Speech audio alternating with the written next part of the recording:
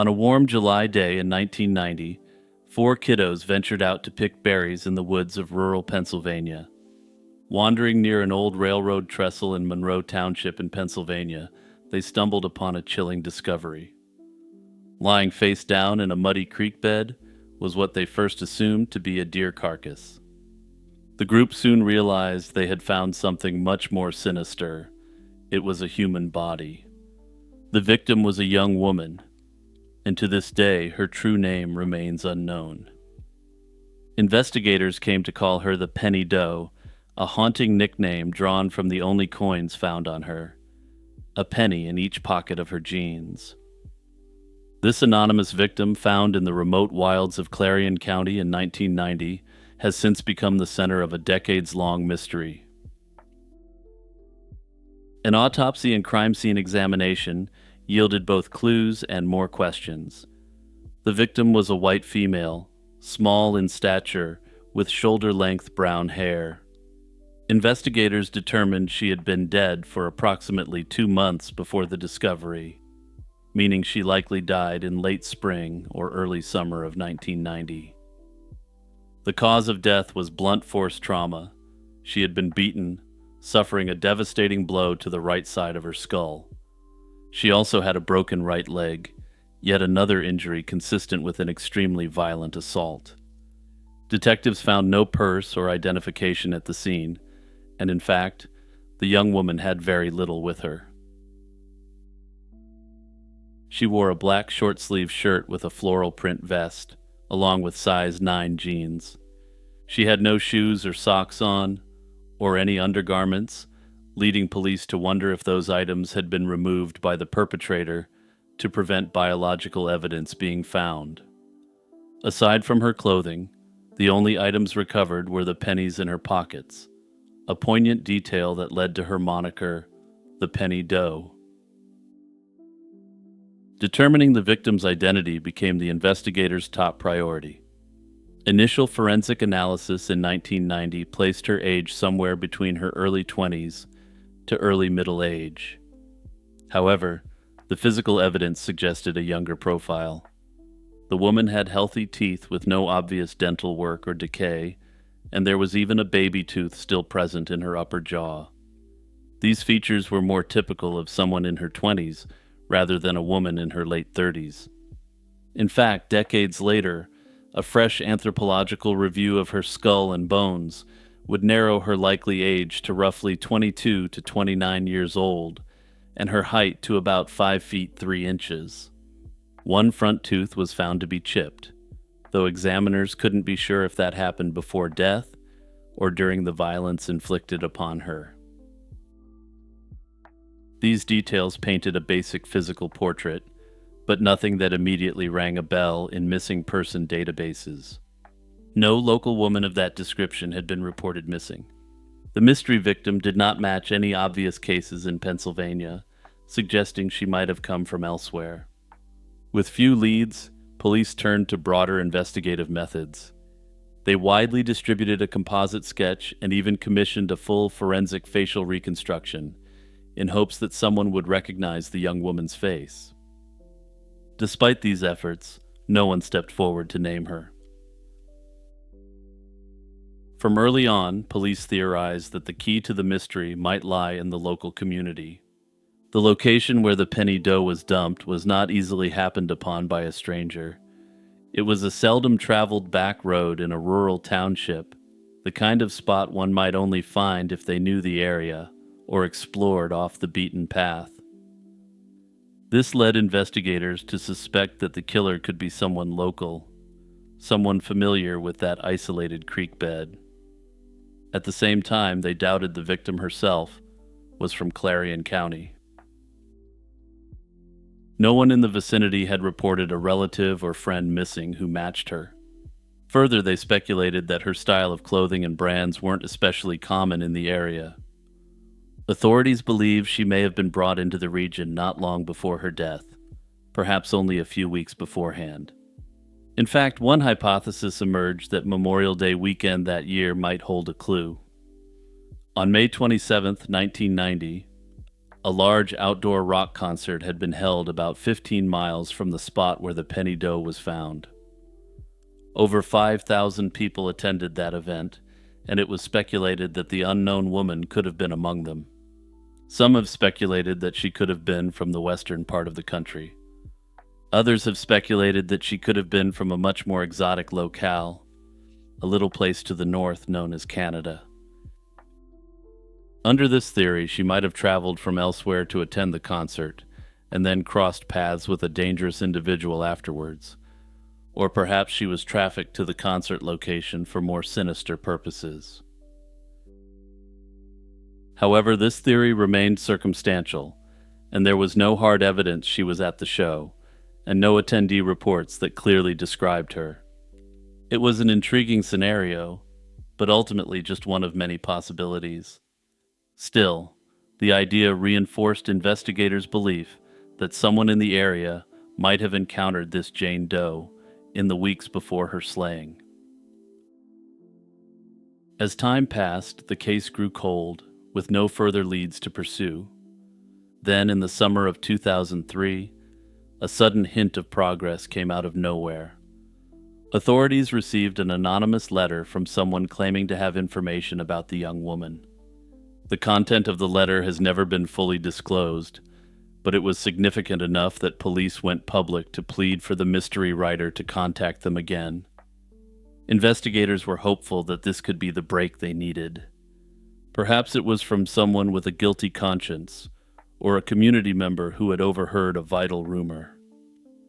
Unfortunately, that hope was dashed when the letter's author never came forward beyond the initial cryptic message.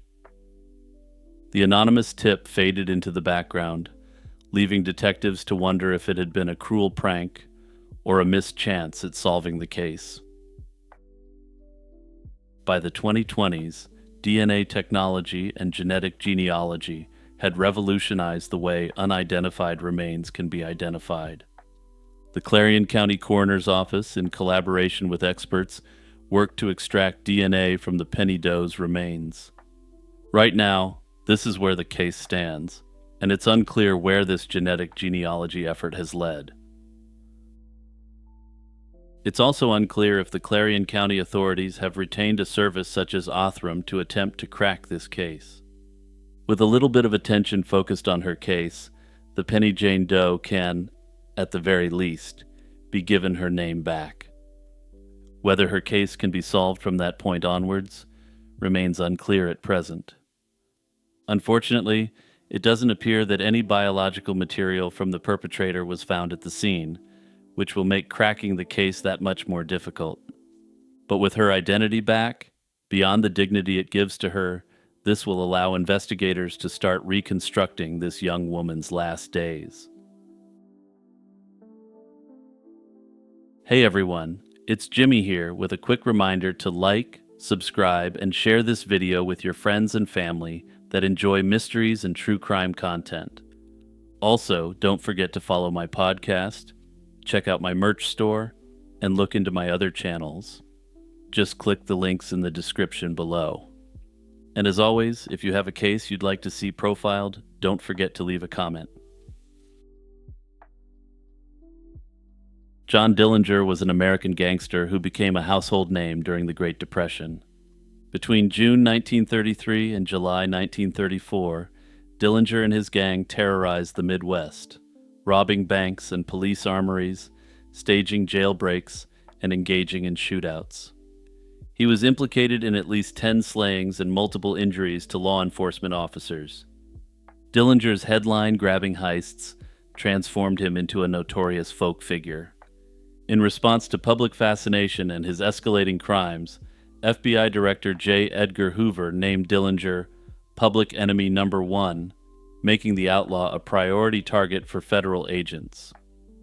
By mid-1934, Dillinger was America's most wanted criminal, his exploits romanticized in newspapers, even as authorities closed in on him. According to official records, John Dillinger met his end on July 22, 1934, outside Chicago's Biograph Theater.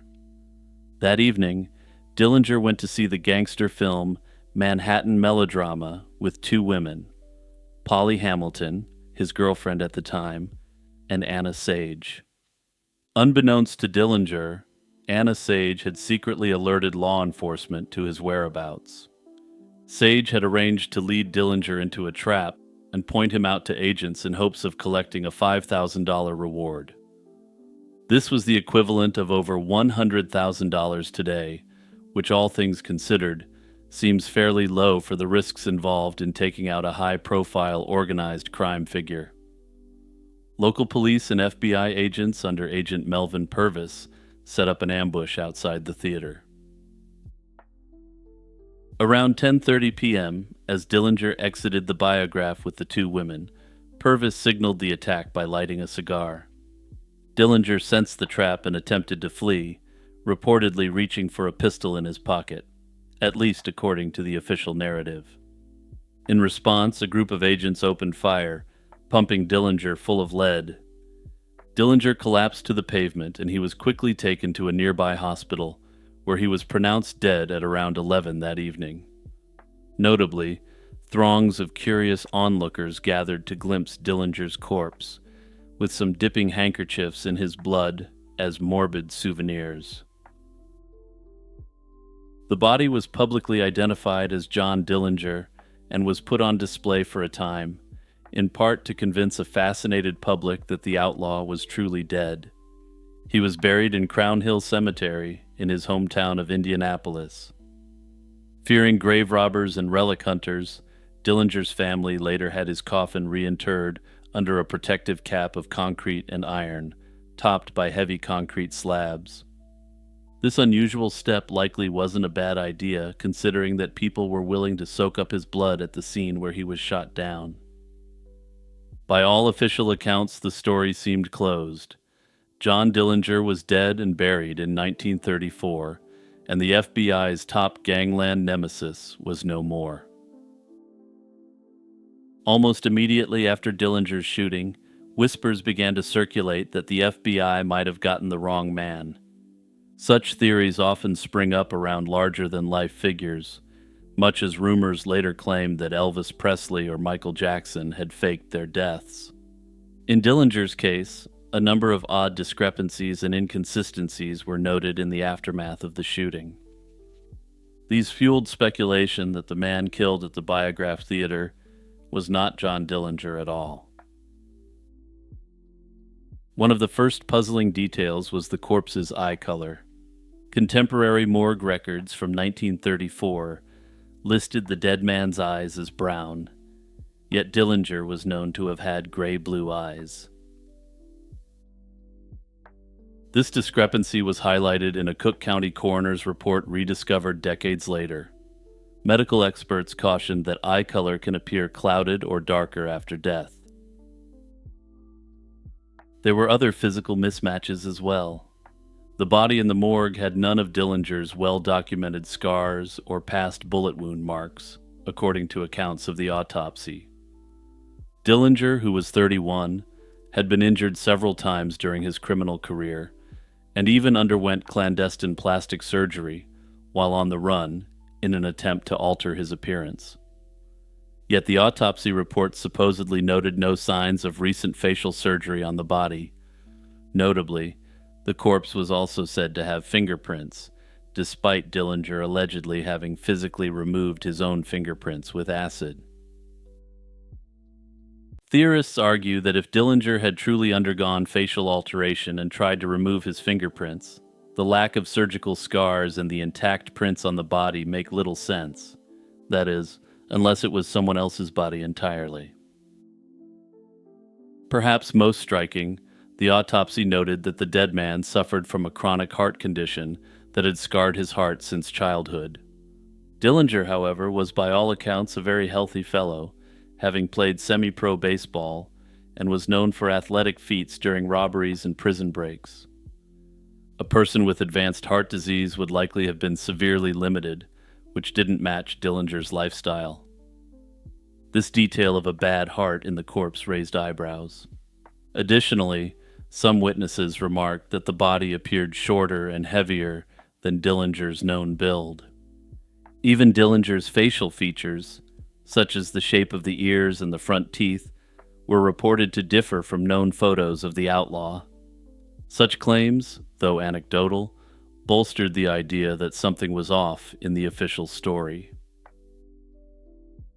At the time, law enforcement attributed any minor differences to Dillinger's attempts at disguise. The FBI pointed out that Dillinger had grown a mustache, dyed his hair, and undergone plastic surgery to remove identifying moles and scars, which could account for a changed appearance. They also emphasized that fingerprints taken from the body matched Dillinger's fingerprints on record, seemingly settling the matter. According to the FBI, agents at the scene obtained 2 sets of prints from the corpse, which both positively identified Dillinger. They also confirmed a 3rd matching set was taken during the official autopsy. The FBI discounted the idea that Dillinger had ever removed his fingerprints, suggesting that this was part of the myth-making surrounding this outlaw.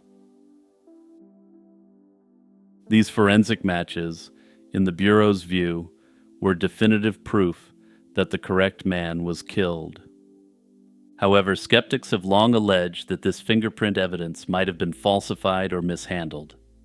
The reason for this, according to theorists, is that the FBI blasted a Dillinger look-alike and then planted evidence to save face. Effectively, they needed to cover up blasting a doppelganger down on the streets of Chicago. According to this theory, Dillinger, realizing that the FBI had taken the bait either intentionally or to save face, decided it was a good time to quit his life of crime. Other rumors and anecdotal reports have added to the legend. In the years following 1934, there were occasional claims of Dillinger sightings around the country, as often happens with infamous figures whose deaths some refuse to believe. It was said, for instance, that Dillinger's sister suddenly began taking trips to California in the late 1930s, sparking talk that she was secretly visiting her fugitive brother. Some members of Dillinger's own family long harbored doubts about the body, believing it wasn't really him. In fact, when Dillinger's father first viewed the corpse in Chicago, he reportedly blurted that it did not look like his son. He noticed unfamiliar features like differently shaped eyes and a changed physique, according to later retellings. However, according to the official narrative, this is because Dillinger had deliberately undergone plastic surgery to alter his appearance. Further, skeptics note that bodies and facial features change rapidly post-mortem, which combined with the surgery could have resulted in him looking entirely different. For mainstream historians and the FBI, John Dillinger's fate has never truly been in question. The consensus is that Dillinger died that night in Chicago, and the survival theories are viewed as far-fetched urban legends surrounding this larger-than-life bandit. And of course, it's necessary to note that Dillinger is one of the most notorious criminals in American history. Much like Billy the Kid or Butch Cassidy or any other famous outlaw, the stories about him have just continued to grow in the last century or so.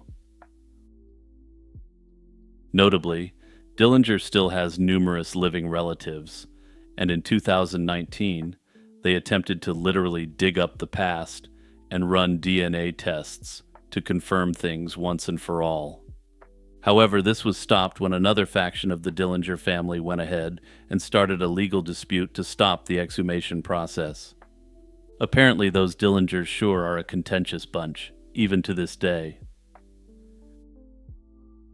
In the end, whether John Dillinger truly died on that Chicago street or lived on under an alias may never be conclusively proven, barring DNA testing.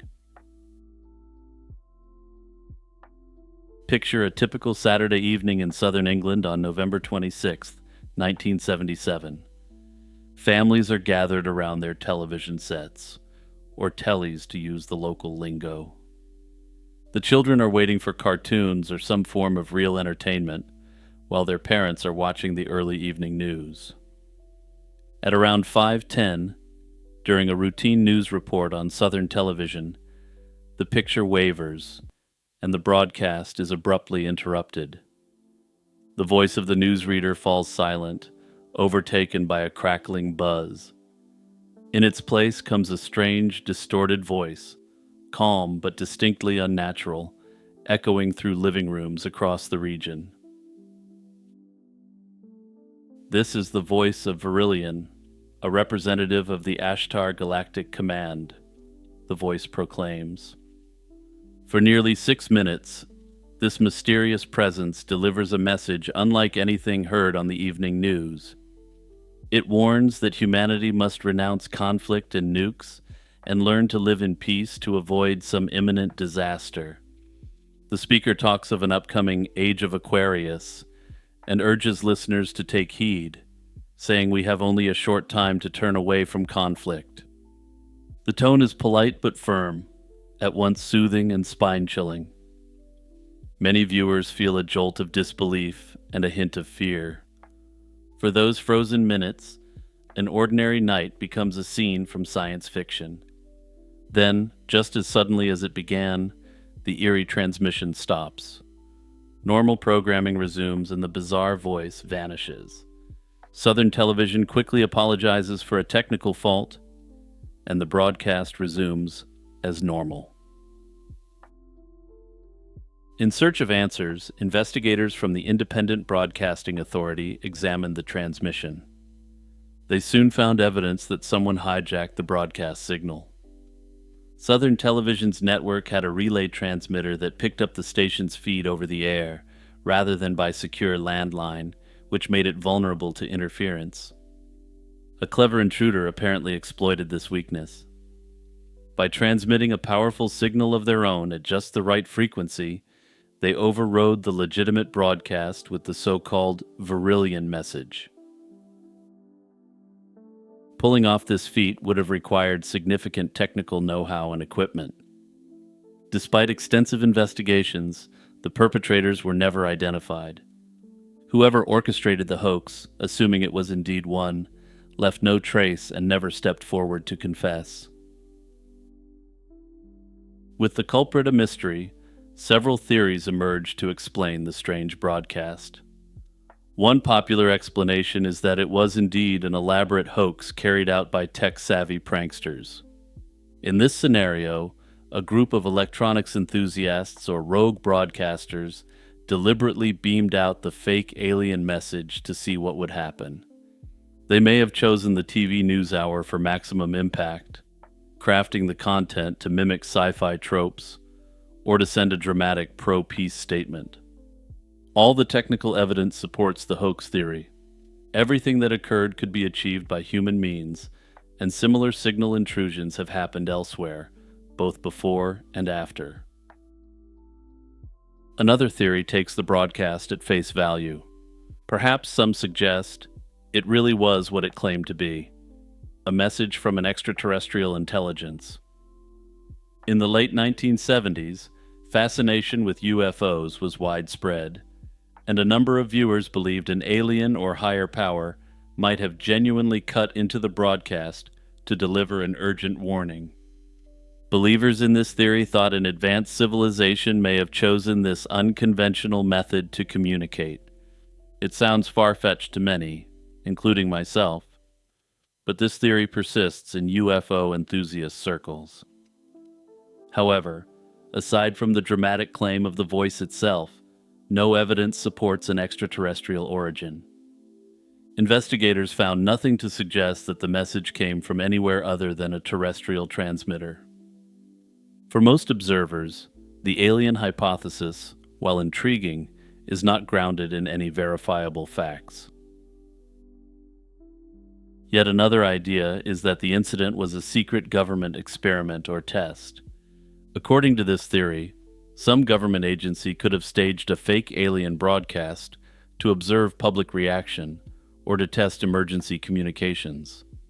It's conceivable that authorities in the Cold War era might have been curious about how citizens would respond to a sudden extraterrestrial scenario. Perhaps the message was a planned drill in psychological warfare or a test of how easily the media system could be infiltrated. This notion has been floated by conspiracy theorists, but it remains purely speculative. No official body has ever acknowledged anything of the sort.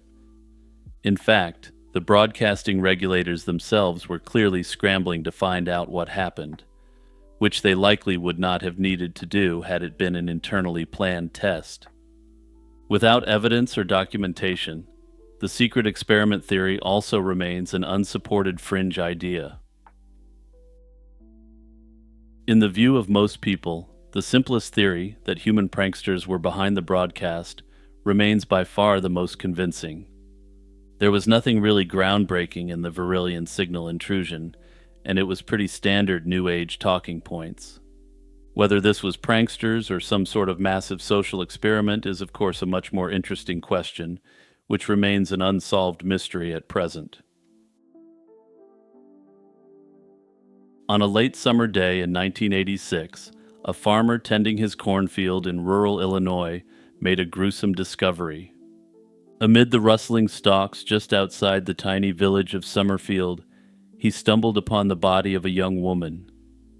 She had been strangled with a piece of her own clothing, and the brutality didn't end there. The perpetrator had savagely slashed and mutilated her pelvic area in what appeared to be a disturbed ritualistic attack. Small boot prints, the kind left by a relatively petite, Western-style boot, dotted the soil around the body, as if the attacker had paced around after disposing of his victim. There were also odd personal items scattered nearby, including articles of clothing, a set of silverware, and even a salt and pepper shaker. This suggested that the perp had dumped out the contents of a travel bag. There were no obvious defensive wounds on the victim, suggesting she may have been taken by surprise or rendered helpless almost immediately. This was a crime of disturbing savagery, the kind that leaves even seasoned investigators shaken. And yet, in those first hours, this horrifying scene posed more questions than answers. Who was this young woman, and who could have done such a disturbing act?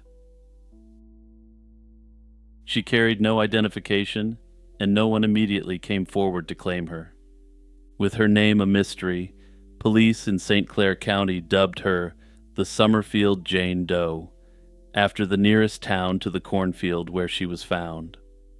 An autopsy would later determine she was likely in her 20s and had been killed only a day or less before being found. In the days and weeks following the discovery, local newspapers circulated composite sketches of the unknown woman's face and descriptions of her distinctive features. She was small in stature with brown hair and a few unique scars, details that investigators painstakingly noted in case they matched any missing persons reports. Police canvassed the region and checked bulletins for missing young women, but the victim didn't fit neatly into any report. It was as if she had simply been traveling through and vanished without anyone knowing. With no identification, this brutal slaying case went cold far too quickly. In 2007, over 2 decades after the event, St. Clair County authorities undertook the exhumation of the Summerfield Jane Doe's remains. The goal was twofold: to apply modern forensic techniques, including DNA analysis, and to capture new forensic anthropology data that might aid identification. During this process, a critical discovery was made, one that finally cracked the mystery of her identity. Investigators realized that a mistake had been made back in 1986 when the victim's fingerprints were originally cataloged. Using improved fingerprint databases, including the FBI's Advanced National System, the team resubmitted her prints. This time they got a hit. The Summerfield Jane Doe was actually Eulalia Chavez. The revelation of Chavez's identity in 2007 brought to light a poignant backstory. Eulalia Chavez had lived a life that could easily place her in harm's way, which sadly may explain how she crossed paths with a disturbed individual.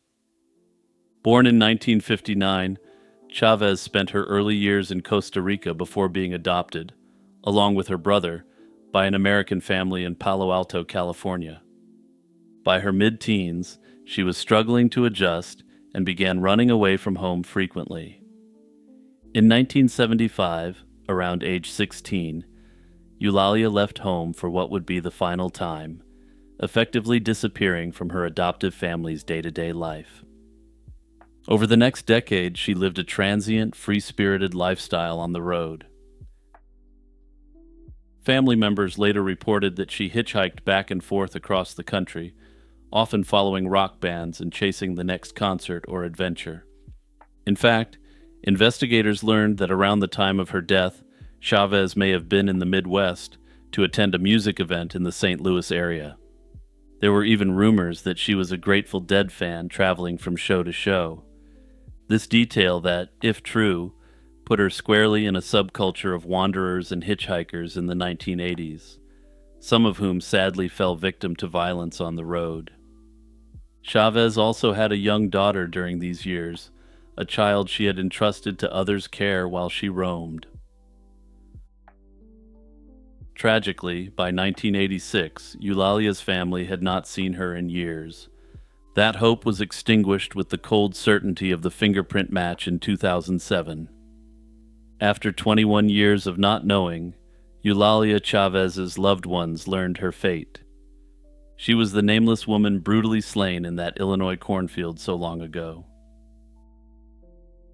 Identifying Eulalia Chavez was a huge breakthrough for law enforcement.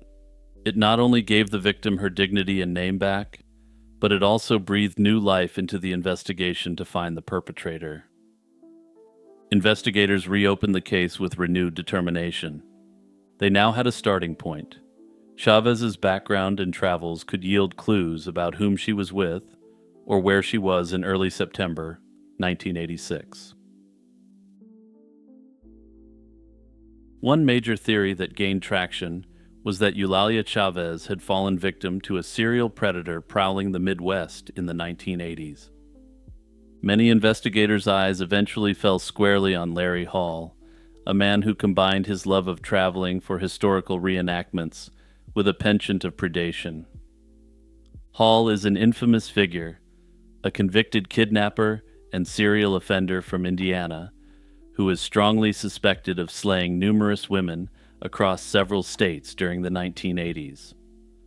By the time Chavez was identified in 2007, Hall was already behind bars, serving a life sentence in a federal prison for the 1993 slaying. His known crime involved luring a young victim into his vehicle and strangling her, dumping her body in a remote area, an MO not unlike what happened to Chavez. Over the years, Hall had also been linked to or confessed to dozens of other crimes, though he often later recanted those admissions. Astonishingly, in 2008, Hall wrote a letter to a TV reporter in which he explicitly claimed responsibility for slaying Eulalia Chavez. In that letter, Hall allegedly described how he picked up a female hitchhiker in the exact area around the same time and ended her in brutal fashion. Such a confession, if true, would directly solve the case. However, Hall's credibility was dubious. He had a history of both confessing to crimes and then disavowing those statements later. Detectives went to interview Hall in prison as part of a revamped investigation and even obtained a DNA sample directly from him. They hoped science might succeed where his slippery words did not. The forensic comparison was conducted between Hall's DNA and whatever genetic material could be recovered from Chavez's remains or clothing. The test didn't yield a definitive match due to the degraded nature of the biological material. This was not an exoneration of Hall, but it stopped short of the conclusive evidence investigators wanted. It's unclear at this point if this degraded DNA has been submitted for further analysis, in light of significant updates in forensic DNA tech in the intervening period. Other well-known perpetrators have also been considered, but as yet, no one else has attracted the same level of attention as Hall. Nearly 40 years have passed since Eulalia Chavez was slain, and her case remains officially unsolved. However, it is anything but inactive, and cold case detectives and FBI agents continue to collaborate in the search for definitive evidence that could close this case for good.